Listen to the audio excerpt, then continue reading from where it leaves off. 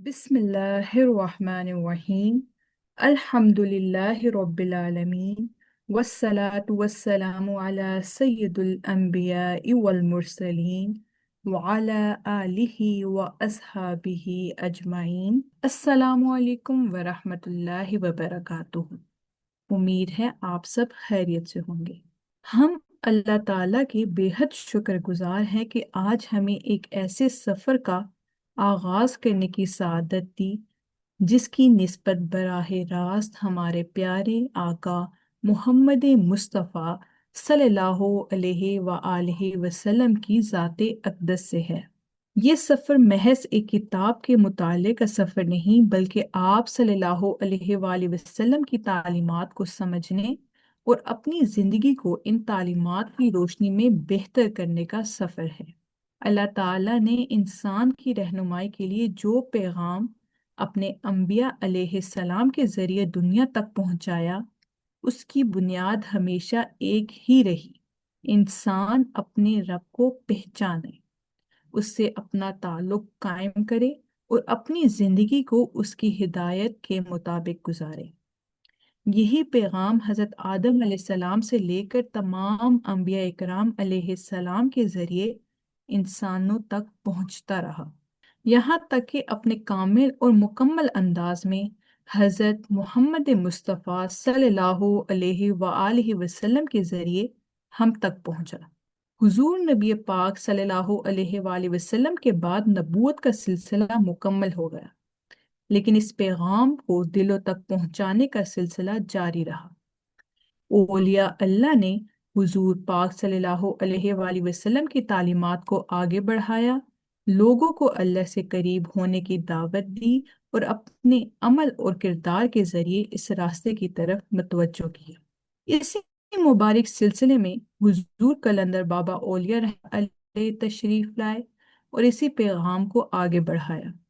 फिर हज़रत ख्वाजा शमसुद्दीन अज़ीमी रहमतुल्लाह अलैह ने इसी फिक्र, इसी निस्बत और इसी मिशन को आगे ले जाते हुए लोगों तक ये दावत पहुंचाई कि इंसान अपने रब को कैसे पहचाने, अल्लाह से अपना ताल्लुक कैसे मजबूत करे और अपनी ज़िंदगी को उसके मुताबिक कैसे खूबसूरत बनाए।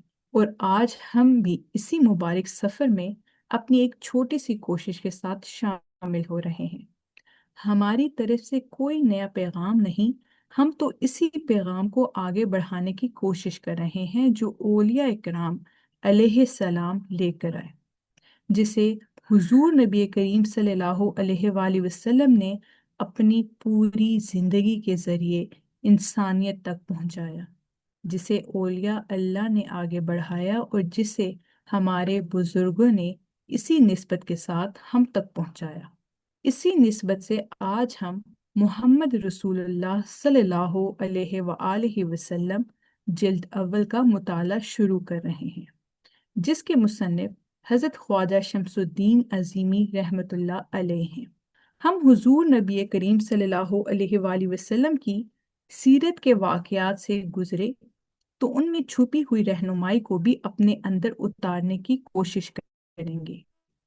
आप सल्लल्लाहु अलैहि वसल्लम की तालीमात को समझने की कोशिश करेंगे। इंसान के अमल में नजर आता है, किरदार में झलके और तर्ज फिक्र को बेहतर बनाए।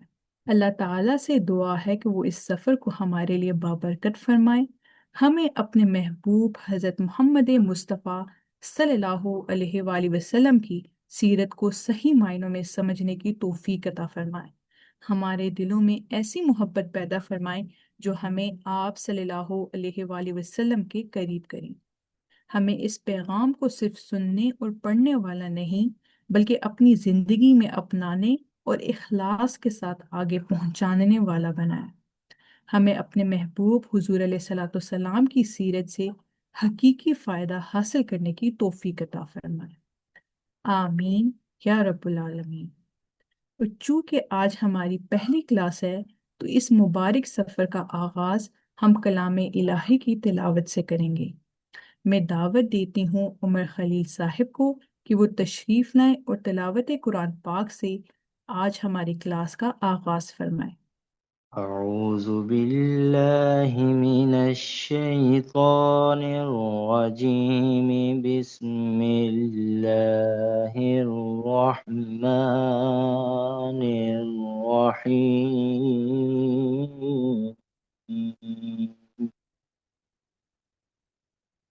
ألم نشرح لك صدرك ووضعنا عنك وزرك الذي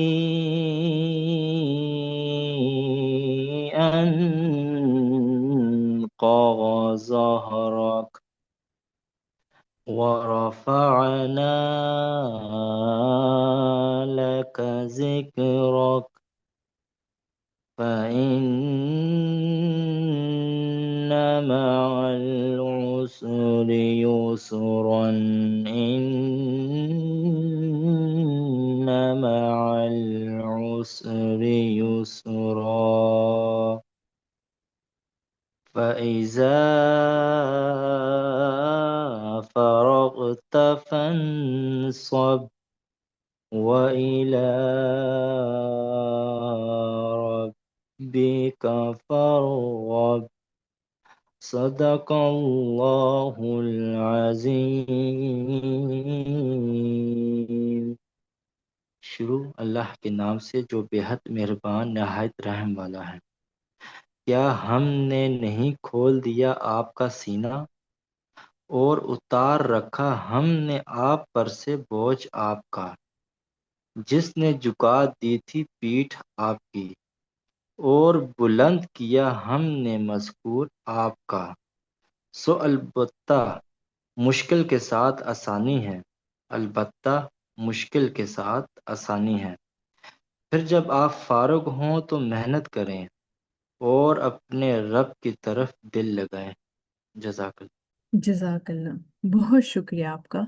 اب ہم اسی محبت اور ادب کے ساتھ بارگاہ رسالت میں نعت کا نذرانہ پیش کرتے ہیں۔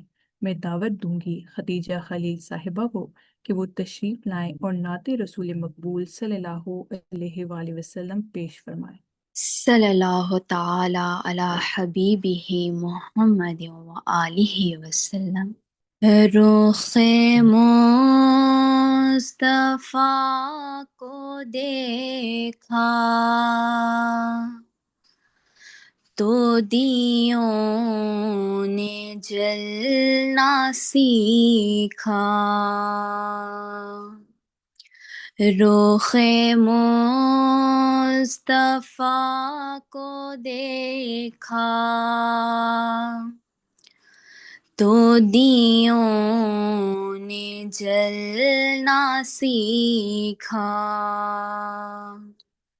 یہ کرم ہے مصطفیٰ کا، شب غم نے ڈھلنا سیکھا، یہ کرم ہے مصطفیٰ کا، شب غم نے ڈھلنا سیکھا، یہ زمین رکی ہوئی تھی، یہ فلک تھما ہوا تھا، یہ زمین رکی ہوئی تھی، یہ فلک تھما ہوا تھا، چلے جب میرے محمد تو جہاں نے چلنا سیکھا، رخ مصطفیٰ کو دیکھا تو دیوں نے جلنا سیکھا، میں گرا نہیں جو اب تک، یہ کمال مصطفیٰ ہے، میں گرا نہیں جو اب تک، یہ کمال مصطفیٰ ہے، میری ذات نے نبی سے ہے صدا سنبھلنا سیکھا، رخ مصطفیٰ کو دیکھا تو دیوں نے جلنا سیکھا، میرا دل بڑا ہی بے حس تا کبھی نہیں یہ تڑپا، میرا دل بڑا ہی بے حس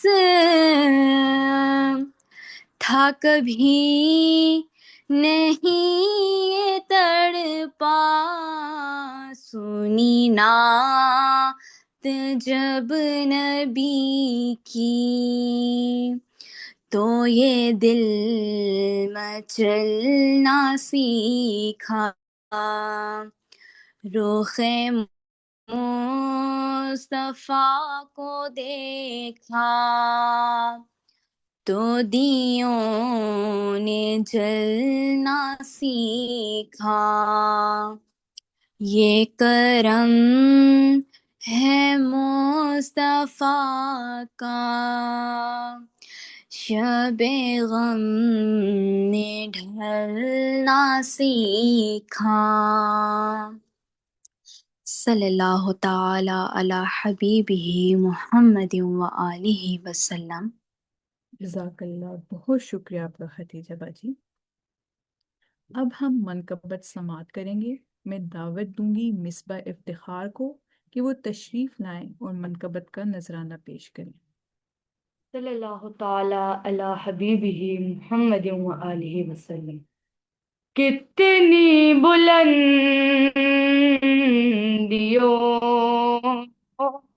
پہ ہے ایوان فاطمہ،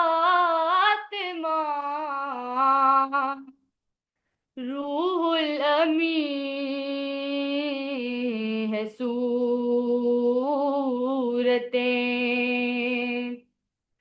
دربان فاطمہ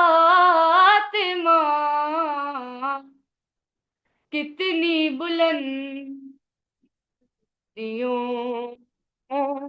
پہ ہے، کیسے کروں تمیز حسن اور حسین میں، کیسے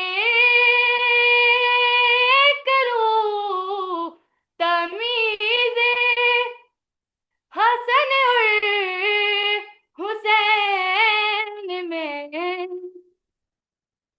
ایک روح فاطمہ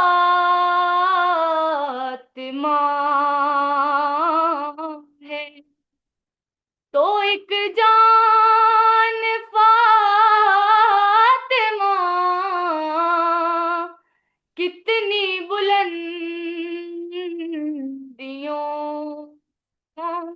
پہ ہے، اس کو مٹا سکے گی نہ باطل کی سازشیں، اس کو مٹا سکے گی نہ باطل کی سازشیں،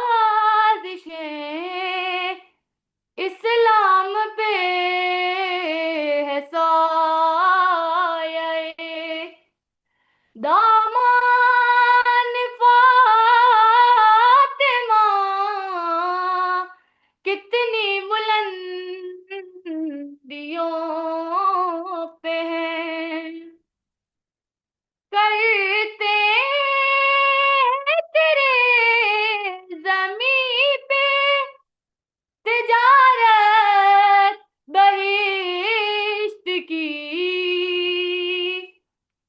کرتے ہیں تیرے زمین پہ تجارت بہشت کی اپنے گداگروں پہ ہے فیضان فاطمہ کتنی بلندیوں پہ ہے ایوان فاطمہ روح الامی ہے صورتیں دربان فاطمہ کتنی بلندیوں پہ ہے صلی اللہ تعالی علی حبیبہ محمد وآلہ وسلم۔ جزاک اللہ، بہت شکریہ آپ کا مصباح بہن۔ تو آئیے اسی ادب، محبت اور اخلاص کے ساتھ محمد رسول اللہ صلی اللہ علیہ وآلہ وسلم جلد اول کے اس مبارک سفر کا آغاز کرتے ہیں۔ بسم اللہ الرحمن الرحیم، صلی اللہ تعالیٰ علی حبیبہ محمد وآلہ وسلم، صلی اللہ تعالیٰ علی حبیبہ محمد وآلہ وسلم، صلی اللہ تعالیٰ علی حبیبہ محمد وآلہ وسلم۔ محمد رسول اللہ صلی اللہ علیہ وآلہ وسلم جلد اول، حضرت خواجہ شمس الدین عظیمی رحمۃ اللہ علیہ، 12 ربیع الاول 1417 ہجری۔ بسم اللہ الرحمن الرحیم۔ پیش لفظ: قسم ہے زمانے کی انسان خسارہ اور نقصان میں ہے، مگر وہ لوگ اس سے مستثنیٰ ہیں جو رسالت اور قرآن کی تعلیمات کو اپنا کر اس پر عمل پیرا ہو گئے۔ القرآن: پیدائش کے بعد انسان کا تعلق 3 نظاموں سے ہے۔ پہلا نظام وہ ہے جہاں اس نے خالق حقیقی کو دیکھ کر اس کے منشا کو پورا کرنے کا عہد کیا۔ دوسرا نظام وہ ہے جس کو ہم عالم ناسوت، دارالعمل یا امتحان گاہ کہتے ہیں، اور تیسرا نظام وہ ہے جہاں انسان کو امتحان کی کامیابی یا ناکامی سے باخبر کیا جاتا ہے۔ انسان کی کامیابی کا دارالمدار اس پر ہے کہ وہ یہ جان لے کہ اس نے اللہ کے سامنے عہد کیا ہے کہ اللہ اس کا خالق اور رب ہے۔ علماء باطن کہتے ہیں کہ انسان 70,000 پرت کا مجموعہ ہے۔ اللہ تعالیٰ کے قانون کے مطابق انسان جب عالم ناسوت میں آتا ہے تو اس کے اوپر ایک پرت ایسا غالب آ جاتا ہے جس میں سرکشی، بغاوت، عدم تحفظ، عدم تعمیل، کفران نعمت، ناشکری، جلد بازی، شک، بے یقینی اور وسوسوں کا ہجوم ہوتا ہے۔ یہی وہ عرضی زندگی ہے جس کو قرآن پاک نے اسفل السافلین کہا ہے۔ انبیاء اکرام کی تعلیمات یہ ہیں کہ پوری کائنات میں 2 طرزیں کام کر رہی ہیں۔ ایک طرز اللہ کے لیے پسندیدہ ہے اور دوسری طرز اللہ کے لیے ناپسندیدہ ہے۔ وہ ناپسندیدہ طرز جو بندے کو اللہ سے دور کرتی ہے اس کا نام شیطنت ہے، اور وہ پسندیدہ طرز فکر جو اللہ سے بندے کو قریب کرتی ہے اس کا نام رحمت ہے۔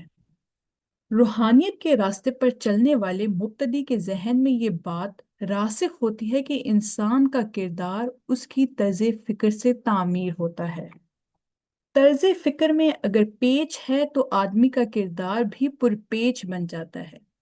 طرز فکر الہی قانون کے مطابق راست ہے تو بندے کی زندگی میں سادگی اور راست بازی کار فرما ہوتی ہے۔ طرز فکر اگر سطحی ہے تو بندہ سطحی طریقے پر سوچتا ہے، طرز فکر میں گہرائی ہے تو بندہ شے کی حقیقت جاننے کے لیے تفکر کرتا ہے۔ حقیقت پسندانہ طرز فکر ہر آدمی کے اندر موجود ہے، لیکن ہر آدمی اسے استعمال نہیں کرتا۔ آدمی دیکھتے اور سمجھتے ہوئے بھی غیر حقیقی باتوں کو اصل اور حقیقی سمجھتا ہے۔ سالک جب راہ سلوک میں قدم بڑھاتا ہے تو والدین اور معاشرے سے ملی ہوئی غیر حقیقی طرز فکر تبدیل ہو جاتی ہے۔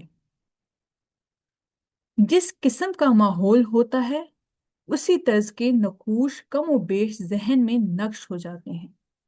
جس حد تک یہ نقوش گہرے ہوتے ہیں، اسی مناسبت سے انسانی زندگی میں طرز فکر تشکیل ہوتی ہے۔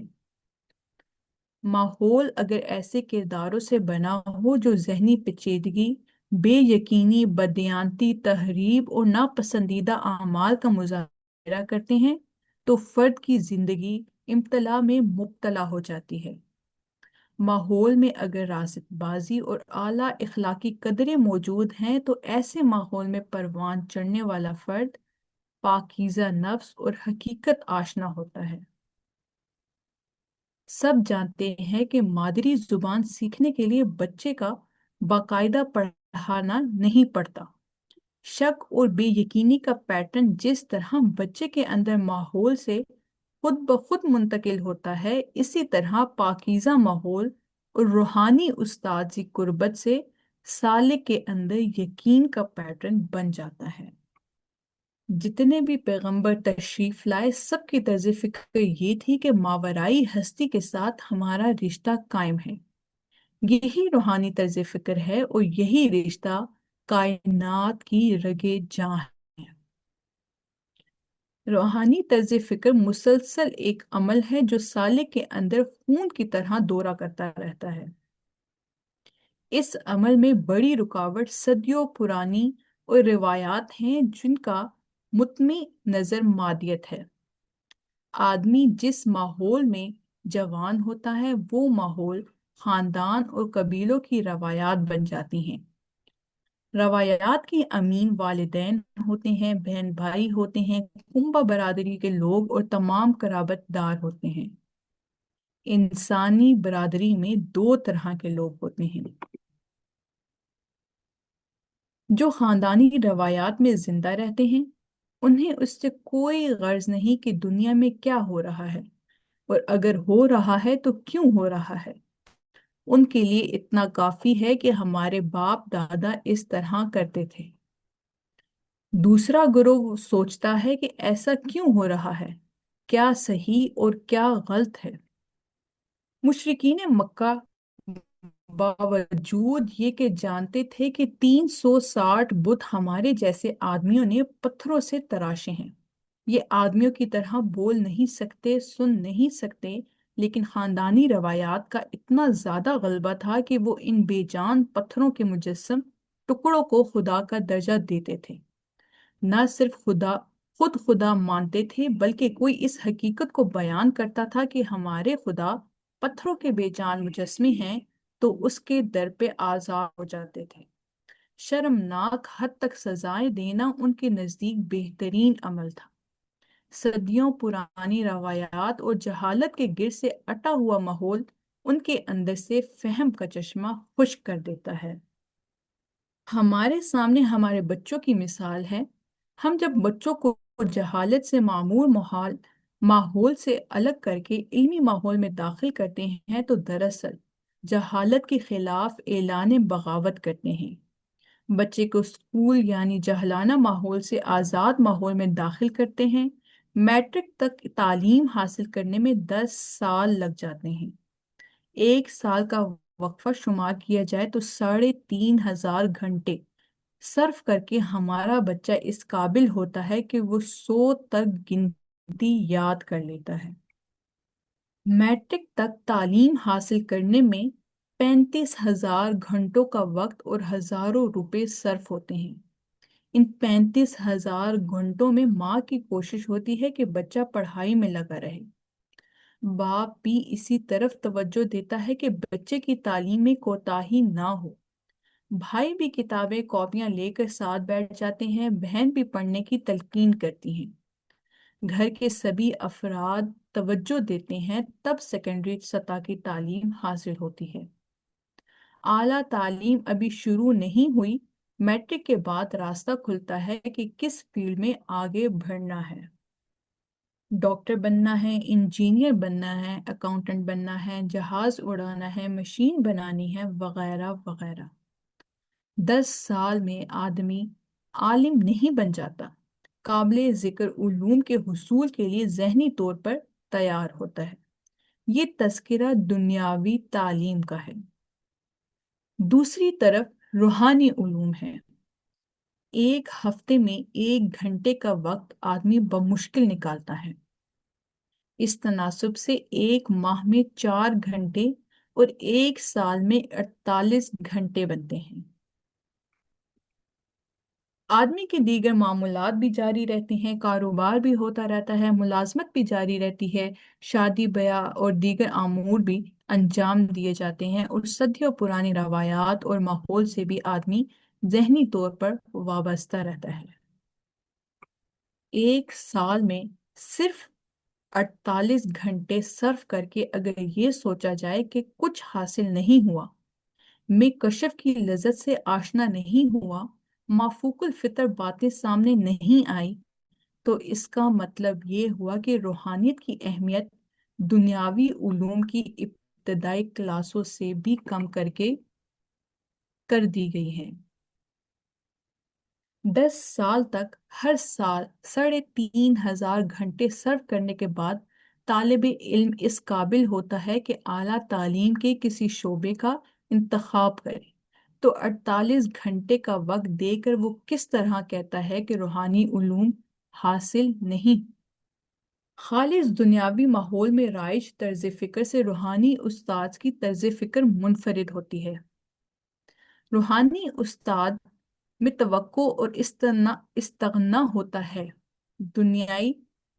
دنیا طلبی نہیں ہوتی، اس کی مرکزیت توحید ہے۔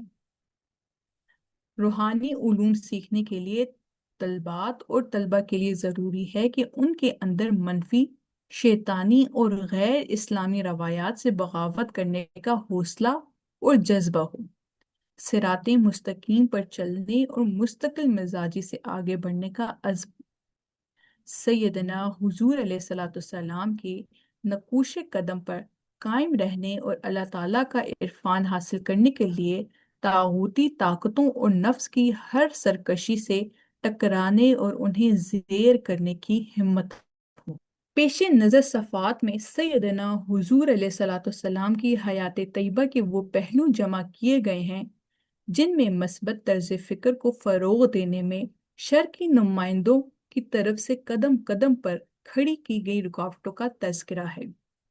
توحید کے راستے پر ان رکاوٹوں کو دور کرنے کے لیے سیدنا حضور علیہ السلام کی ساری زندگی پریشانیوں اور ذہنی اذیتوں پر گزر گئی، اور بالآخر وہ اللہ کا پیغام پہنچانے میں کامیاب و کامران ہوئے، اور اللہ سے راضی ہو گئے اور اللہ ان سے راضی ہو گیا۔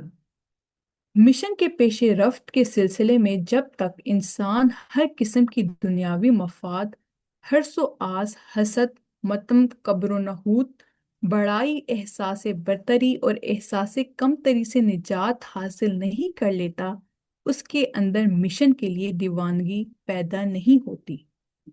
یہ مختصر کتابچہ سیدنا حضور علیہ السلام کی سیرت پاک کے اس حصے کا خاکہ ہے کہ جس میں حضور علیہ السلام نے تبلیغ دین کے سلسلے میں 23 سال جدوجہد اور کوشش فرمائی ہے۔ پیدائش کے بعد سے 40 سال تک کی عمر میں سالکان کے لیے مشغل راہ ہے۔ خواجہ شمس الدین عظیمی رحمۃ اللہ علیہ، مرکزی مراقبہ ہال، سرجانی ٹاؤن، کراچی، 12 ربیع الاول 1417 ہجری، بمطابق 29 جولائی 1996۔ ईस्वी। फहरिस्त पेश लफ्ज: बचपन के 12 साल, सादिक और अमीन उतर हिरा से सोए कूम आया। दावत हक: एक हाथ में सूरज, एक हाथ में चांद। अज़हियत कमेटी: कुफ़ार और रुफ़क़ाए मोहम्मद सल्लल्लाहु अलैहि वसल्लम। पाक बातिन लोग: निजाशी बादशाह का दरबार, अबू तालिब की घाटी। दिल ने जो देखा झूठ नहीं देखा। हक बात कहने पर पत्थर मारे गए। उक़बा में अहदो पैमान। दारुल नदवा मदीनतुल नबी सल्लल्लाहु अलैहि वसल्लम। 313 बमुकाबला 1000। जोकी चोरी अहद के मैदान में। मुस्लिम कैदियों की नीलामी। मुनाफिक खंदक वाली जगह। हुदैबिया, बैतुल रिज़वान। सहरा में इस्लामी फौज। खैबर की फतह। मक्का में 3 रोज। हक आया और बातिल मिट गया। खातमुल अंबिया अलैहिस्सलाम का आखिरी खुतबा। अफू दरगुजर। सलाम ए आमिना के लाल। सल्लल्लाहु ताला अला हबीबिही मुहम्मद व आलिहि वसल्लम। सल्लल्लाहु ताला अला हबीबिही मुहम्मद व आलिहि वसल्लम। सल्लल्लाहु ताला अला हबीबिही मुहम्मद व आलिहि वसल्लम। ये था हमारा आज की मुख्तसर सा टॉपिक, और ये हमारे कुछ टॉपिक्स हैं जो हम इंशाल्लाह आने वाले हफ्तों में ये सारे टॉपिक्स कवर करेंगे।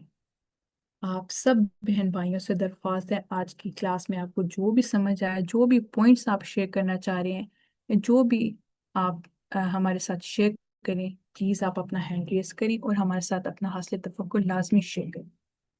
जी फयाज भाई। हेलो, अस्सलाम वालेकुम। वालेकुम अस्सलाम। आवाज़ आ रही है भाई? जी भाई, आ रही है आपकी आवाज़। जी, जिस तरह बाबा जी हुजूर ने मोहम्मद रसूलुल्लाह सल्लल्लाहु अलैहि वसल्लम किताब की बिगिनिंग में फरमाया है कि इंसानी नफ्स 70,000 मतलब पर्दों में छुपा हुआ है, या 70,000 परत या पर्दे इसके ऊपर है। तो इससे मुझे ये समझ में आ रहा है कि अल्लाह से हमने मतलब जो वादा किया था, जो अहद किया था कि आप हमारे रब हो, तो अब ज़रूरी यही है कि इस नफ्स से हम ये 70,000 पर्दे जो है तो ये हटा दें। अब बाबा जी हुजूर ने जिस तरह बुतों का मिसाल देकर हमारे सामने वो मिसाल रखी है कि वो लोग ये जानते भी थे कि ये बुत ना सुन सकते हैं ना बोल सकते हैं, और ये पत्थर के बनी हुई है, कि हमारे अंदर वो कौन सी अमाल है जिसकी मिसाल इन बुतों जैसी है, और जिसको हमने अभी तक अपने किरदार में जिंदा रखा हुआ है। तो बाबा जी हुजूर ने मतलब उसका हल एक दूसरे पैराग्राफ में दिया कि रूहानी इल्म हासिल करने के लिए मतलब वो जो 1 घंटे का मिसाल था, तो उसी तरह मतलब अगर हम डेली बेसिस पर 1 घंटा दे गौर व फिक्र करें, और ऐसी शख्सियात के साथ मतलब अपना वक्त कंज्यूम करें जिनकी निस्बत अल्लाह और उसके रसूल सल्लल्लाहु अलैहि वसल्लम के साथ हर वक्त होता है, तो इंशाअल्लाह ताला ये जो 70,000 पर्दे में हमारा नफ्स है, उनकी वजह से मतलब हमारी नफ्स की पाकीज़गी होगी, और इंशाअल्लाह हमने जो वादा किया था, जो अहद किया था रब से, हम दोबारा उस स्टेटस को मतलब पा लेंगे। शुक्रिया। बहुत शुक्रिया आपका फयाज भाई, आपने बिल्कुल दुरुस्त फरमाया। जैसे कि पीडीएफ में हमने पढ़ा भी है कि बाबा जी ने इस बात पर कितना जोर दिया है कि जो हम एक चीज लेकर आ रहे हैं, एक रवायात जो अब चलती हुई आ रही हैं कि हमारे बाप दादा ऐसे करते थे तो हम ऐसे कर रहे हैं, हमने इन चीजों से भी निकलना है। बहुत शुक्रिया आपका फयाज भाई। जी नजीर भाई। बहुत शुक्रिया भाई। थोड़ा सा इस तरह समझ आ रहा है कि पहले बाबा साहब ने जो आइडियलिस्ट का वो फरमाया ना, तो इसमें मतलब आयत का कह रहा था, तो कुरान पाक में भी हम देखते हैं तो वहाँ जो है हम ऐद कर के आए हैं, तो यहाँ नसियान में मुब्तला होकर तो इस चीज को भूल गए कि तो इधर भी एक हमारा असल इस तरफ बहुत ध्यान देना है कि यहाँ भी हम कह दें कि आप ही हमारे रब है। तो इधर हाल में जब हम देखते हैं तो मतलब किसी ने पैसे को रब बनाया होता है, किस अंदाज से कोई मुख्तलिफ चीज़ों में मतलब वो बंदा फंस जाता है ना, तो उन्हीं चीज़ों की एक ही सब से मतलब उस पर ज़्यादा यकीन होता है कि भाई ये चीज़ फिलाना रिश्तेदार है या कुछ मतलब ये संभाल लेगा। तो या इस पर मतलब ये आ रहा था जहन में कि हमने हर चीज़ में अल्लाह ताला को ही जहन में रखना है। जैसे दूसरे टॉपिक्स में भी पढ़ने को मिलते हैं किताबों के, अ, उसको रब को मतलब हर चीज से पहले अल्लाह ताला की तरफ ध्यान जाए।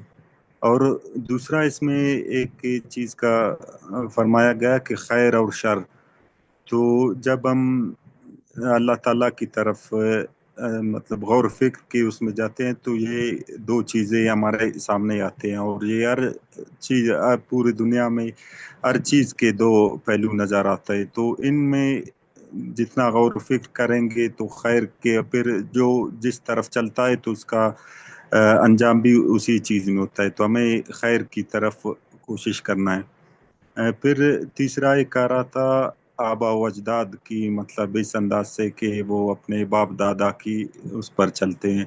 तो कुरान पाक भी हमें इस चीज़ से गौर करने की दावत देता है कि आप हकीकी मुसलमान बने, इस तरह नहीं कि जो चीज़ रवायात चले आ रहे हैं तो हम उसी में। कुरान पाक में भी आता है कि किसी से अंधे बहरे होकर नहीं पढ़ो। हम जहाँ भी मतलब जो भी जहाँ पैदा होता है तो उसी अंदाज से वो फिर तालीमात वही लेकर चल रहा होता है। तो कुछ सही भी होते हैं, मतलब इनको फिर भी जब गौर फिक्र करके हमारा जहन इन चीज़ों को तस्लीम करता है ना दीन के मामलात में, तो फिर हम हकीकी मुसलमान हो सकते हैं।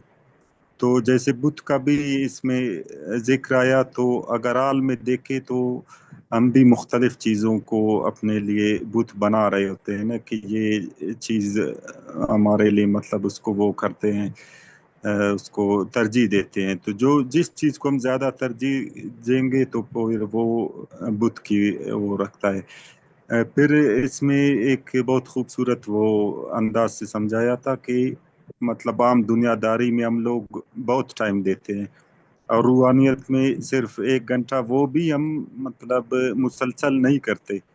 तो यहाँ पे एक हदीस मुबारक भी याद आ रहा है कि जो मतलब जो भी चीज़ हम करें ना मुसलसल लगातार, हदीस मुबारक का मफहूम है कि मिसाल वो अमल महबूब है जो मुसलसल करते रहें लगातार रोजाना के हिसाब से। तो 1 घंटा चाहे 2 घंटा, तो इसी तरह फिर उसको आहिस्ता आहिस्ता बढ़ाते जाएं, और नतीजे पर कभी भी वो नज़र ना रखें, मतलब अपनी कोशिश करें, बाकी जो है वो आसानी होता रहता है। तो जल्दबाजी नहीं करें। दुनिया में हम लोग कितना वो करते हैं, तो फिर भी वो चीज़ हो जाए या नहीं हो जाए, तो रूहानियत में जब हम लोग वो चलने की कोशिश करते हैं तो बंदा बहुत जल्दबाज हो जाता है। तो इस चीज़ से बचना है। बहुत शुक्रिया, अगर कोई गलती हुई हो तो वो इस्लाह कर दे। बहुत शुक्रिया। बहुत शुक्रिया आपका नज़ीर भाई, आपने बहुत खूबसूरत अंदाज में बहुत अच्छे पॉइंट्स हमारे साथ शेयर किए। आपने बिल्कुल दुरुस्त फरमाया कि इतने हम लोग कितना टाइम देते हैं, हम लोग टाइम नहीं देते। हम लोगों को मुंसलिक होना चाहिए, जो हम पहली क्लासों से एक बात करते आ रहे हैं कि हम लोग 24 घंटे मुंसलिक हों उनके साथ। इन चीज़ों पर भी तवज्जो दे ताकि हम आगे बढ़ सकें। बहुत शुक्रिया आपका नज़ीर भाई। जी समीना बाजी। अस्सलाम वालेकुम। वालेकुम अस्सलाम। जी माशाल्लाह भाइयों ने बहुत अच्छे से और पहलू से जिक्र किया है और आपने बहुत डिटेल से बात की। तो इसमें जो मेरी तवज्जो गई वो इस पैराग्राफ पे गई कि रूहानी इल्म सीखने के लिए तालिबात और तलबा के लिए ज़रूरी है कि उनके अंदर मनफी शैतानी और गैर इस्लामी रवायात से बगावत करने का हौसला और जज्बा हो। फिर उसके साथ तागूती ताकतों और नफ्स की सरकशी से टकराने और उसे जेर करने की हिम्मत हो। تو جب آپ نے یہ پیراگراف پڑھا تو میری توجہ اس وقت سورہ شمس کی آیت نمبر 7 پہ گئی کہ فَالْخَامَهَا فَجُورَهَا وَتَقْوَاهَا، کہ اللہ تعالیٰ نے اس نفس کو فجورہا اور تقواہا دونوں الہام کر دیے ہیں، اور اس کو بالکل سواہا کا آگے ورڈ یوز ہوا ہے، یعنی اس میں کوئی جھول نہیں ہے، دونوں نفس کو دونوں چیزیں بہت اچھے سے بتا دی۔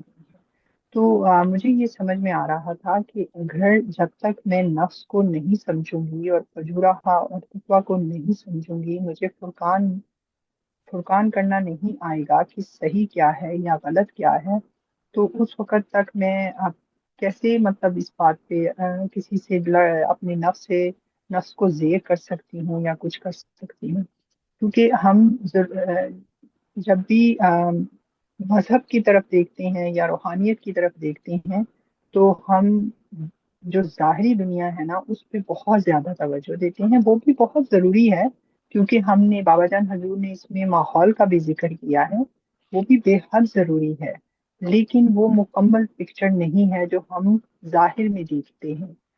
مکمل پکچر کہاں ہے؟ ہمارے باطن میں ہے۔ ایک لڑائی ہے جو ہماری باہر باہر ہو رہی ہوتی ہے، لیکن اصل لڑائی ہمارے اندر ہوتی ہے۔ ہم دو آوازیں اپنے اندر سنتے ہیں، ایک آواز جو ہے وہ ہماری ضمیر یعنی باطن کی آواز ہے، اور دوسری دوسرے رخ کی آواز ہے۔ اب یہ مجھے اختیار دیا گیا ہے کہ میں کون سی آواز کو پریفر کرتی ہوں اور کون سی آواز کو سننا پسند کر کے پھر اس پہ عمل بھی کرتی ہوں۔ تو یہ چیزیں مجھے تب تک سمجھ نہیں آئیں گی جب تک میں قرآن کی طرف رجوع نہیں کروں گی، کیونکہ یہی وہ الہامی کتاب ہے جو مجھے نفس کی شرانگیزیوں سے فجورہا اور تقویٰ دونوں چیزیں ہیں، اس میں تقویٰ بھی ہے۔ تو جب تک میں اس کی طرف رجوع نہیں کروں گی تو مجھے اس کو زیر کرنے کی ہمت مجھ میں کبھی بھی نہیں آ سکتی۔ اور جہاں تک رہا بابا جان حضور نے ماحول کا ذکر کیا ہے، تو اس میں ایک عورت ہونے کی حیثیت سے میں ماں بھی ہوں، بیٹی بھی ہوں، بہن بھی ہوں اور بیوی بھی ہوں، تو سب سے اہم ذمہ داری ماں کی ہوتی ہے کہ اگر ماں آ، اپنی گود سے اپنے بچے کو جب تربیت کرنا شروع کرتی ہے، اور مجھ جیسی ماں کو اگر شعور ہی نہیں ہے کہ میں اپنے بچے کو کیا تعلیم دوں، تو میں مادری زبان تو سکھا سکتی ہوں یا اس کو چیزوں کے نام تو سکھا سکتی ہوں، لیکن میں اس کو قرآن کی تعلیمات یا فرقان کرنا نہیں سکھا سکتی۔ تو سب سے پہلی تربیت بچے کی جو درس کا ہے وہ ماں کی گود ہے، اسی طرف توجہ دلائی گئی ہے کہ ایک ماں ہے وہ فیسیں دینے میں یا پرائیویٹ اسکولوں میں پڑھانے میں یا جو بھی کرنے میں ایک جاب کے لیے کتنی کوشش کی جاتی ہے، لیکن جو اصل حقیقت ہے جو ہماری دنیا اور آخرت دونوں کو سنوار دی جاتی ہے اس پہ ہم توجہ نہیں دیتے۔ تو اس طرف توجہ دلائی ہے بابا جان حضور نے۔ اب جب ہم کتاب پڑھیں گے تو انشاءاللہ روحانی طرز فکر اور شیطانی طرز فکر یہ دونوں ہمارے سامنے آئیں گی، کیونکہ نبی پاک صلی اللہ علیہ وآلہ وسلم کی سیرت طیبہ اور انہوں نے جس طرح سے صحابہ اکرام اجمعین رضی اللہ تعالیٰ عنہ کی تربیت فرمائی، اور وہ کہاں سے شروع ہوئے، وہ قبیلے کیسے تھے، کس طرح وہ اللہ تعالیٰ کے نافرمان تھے، اور کس حد تک وہ اپنے ماحول سے اثر لے چکے تھے، لیکن نور نبوت صلی اللہ علیہ وآلہ وسلم کی تربیت سے اور قرآن سے وہ کہاں پہنچے کہ آج بھی ہم جب ان کا ذکر کرتے ہیں ہماری آنکھیں نم ہو جاتی ہیں، ہمارے سر جھک جاتے ہیں۔ تو یہ کتاب انشاءاللہ جیسے آپ نے ماشاءاللہ اس کا پیش لفظ پیش کیا، پھر اس کے ٹاپک بھی ہم سب پہ آشکارا کیے یا ان سے ہمیں آگاہ کیا، تو یہ کتاب ہمیں روحانی طرز فکر اور شیطانی طرز فکر دونوں کو ہمیں باور کرائے گی۔ بس اس کو ہم بڑے ادب احترام سے اگر سمجھنے کی کوشش کریں گے تو ضرور سمجھ آئے گی۔ بس یہ چھوٹی سی بات ہی کرنی تھی، بہت شکریہ۔ بہت شکریہ آپ کا سمینہ باجی، آپ نے بہت خوبصورت انداز میں اور بہت خوبصورت پوائنٹس ہمارے ساتھ شیئر کیے۔ ہمیں اپنی ضرور توجہ اس طرف لے کر آنی چاہیے کہ ہم لوگ اپنی زندگیوں کو مزید بہتر کیسے لے سکتے ہیں، کیسے کر سکتے ہیں، قرآن پاک سے بھی لنک کر کے اور غور و فکر کر کے اپنے آپ کو مزید بہتر کر کے ہم کیسے آگے بڑھ سکتے ہیں۔ بہت شکریہ آپ کا۔ جی اشفاق بھائی۔ السلام علیکم۔ وعلیکم السلام۔ جی، آج کا جو جو آپ نے ٹاپک پڑھا ہے اس میں تمام بہن بھائیوں نے بہت اچھے سے بات کی ہے۔ تو ایک بات جو مختصر سی یہ کرنا چاہوں گا کہ بابا جی نے جو بات پیش کی ہے نا نبی پاک صلی اللہ علیہ وسلم کے حوالے سے، مشن کے حوالے سے، کہ مشن جو ہوتا ہے نا اس کے اندر جو جذبہ چاہیے دیوانگی کی حد تک نا، تو اس کے اندر ہر چیز کو بلائے طاق رکھ کے اپنے مقصد کو پانے کے لیے جد و جہد کرنا۔ تو الحمدللہ ہم سب بھی اس کتاب کو پڑھیں گے، تو نبی پاک صلی اللہ علیہ وسلم کو جو اللہ تعالیٰ نے ایک توحید کا ایک اللہ کا پیغام پہنچانے کا جو مشن دیا گیا تھا، اس کے لیے نبی پاک صلی اللہ علیہ وسلم نے اپنی تمام زندگی جد و جہد میں گزاری۔ انہوں نے یہ سارے طرز فکر، یہ تمام جتنے بھی انہوں نے معاملات کیے وہ ہماری تربیت کے لیے تھے، کہ ہماری زندگیوں کا مقصد کیا ہونا چاہیے، اور ہم نے اپنے آپ کو کس انداز میں ہم نے اپنی زندگی گزارنی ہے۔ تو یہ کتاب ہماری رہنمائی بھی کرے گی، اور ہمیں دنیا اور ہماری آخرت سنوارنے کے لیے اس سے ہم نے یہ سیکھنا ہے کہ یہ نبی پاک صلی اللہ علیہ وسلم کی سیرت ہے، تو ان کی سیرت ہمارے کردار کے اندر کیسے ڈل جائے۔ تو اس سب کے لیے ہم سب نے محنت بھی کرنی ہے، کوشش کرنی ہے۔ جیسے بابا جی نے فرمایا بھی ہے نا کہ دنیاوی تعلیم کو تو ہم اتنا ٹائم دیتے ہیں، تو دینی تعلیم کی بات کریں، روحانیت کی بات کریں، اس کے لیے ہم اپنا ٹائم یا اپنا کتنا حصہ ڈالتے ہیں۔ تو ہم سب مل کے اس میں اپنا حصہ ضرور ڈالیں گے۔ بہت شکریہ۔ بہت شکریہ آپ کا اشفاق بھائی، آپ نے بہت زبردست پوائنٹ ہمارے ساتھ شیئر کیے۔ جی خالد بھائی۔ جی بھائی جی، السلام علیکم رحمۃ اللہ۔ وعلیکم السلام۔